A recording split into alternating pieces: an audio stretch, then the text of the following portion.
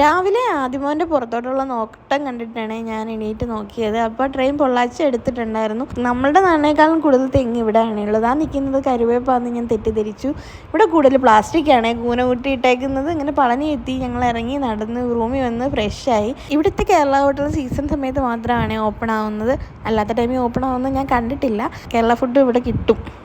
അത്യാവശ്യം നല്ല ഫുഡ് നമുക്ക് കഴിക്കാം. നല്ല ചായയൊക്കെയാണ്. പൊറോട്ടയും കുറുമ എനിക്ക് ഇഷ്ടപ്പെട്ടിട്ടില്ലായിരുന്നു. പിന്നെ അവർ ദോശയാണ് പറഞ്ഞത്.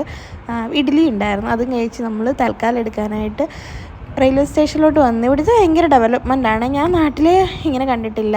അങ്ങനെ 11 മണിക്കാണ് നമുക്ക് ഓപ്പൺ ആകുന്ന സൈറ്റ്. അപ്പോൾ വെയിറ്റ് ചെയ്യണം. നാട്ടിലെ അപേക്ഷിച്ച് ഞാൻ ഇവിടെ മാത്രമേ ഈ തറയൊക്കെ തുടങ്ങുന്നത് കണ്ടിട്ടുള്ളൂ. തിരിച്ച് ഞങ്ങൾ ബുക്ക് ചെയ്തിട്ട് പോകുന്ന വഴി CM വിജയുടെ ഫ്ലെക്സ് എല്ലാ സൈഡിലും ഉണ്ടായിരുന്നു. പിന്നെ DMKയുടെയും അണ്ണാ DMKയുടെയും അങ്ങനെ തന്നെയല്ലേ അവരുടെ എല്ലാം ഫ്ലെക്സ് ബോർഡ് ഇരിപ്പുണ്ടായിരുന്നു. അങ്ങനെ ഞങ്ങൾ തിരിച്ച് റൂമിലോട്ട് പോയി.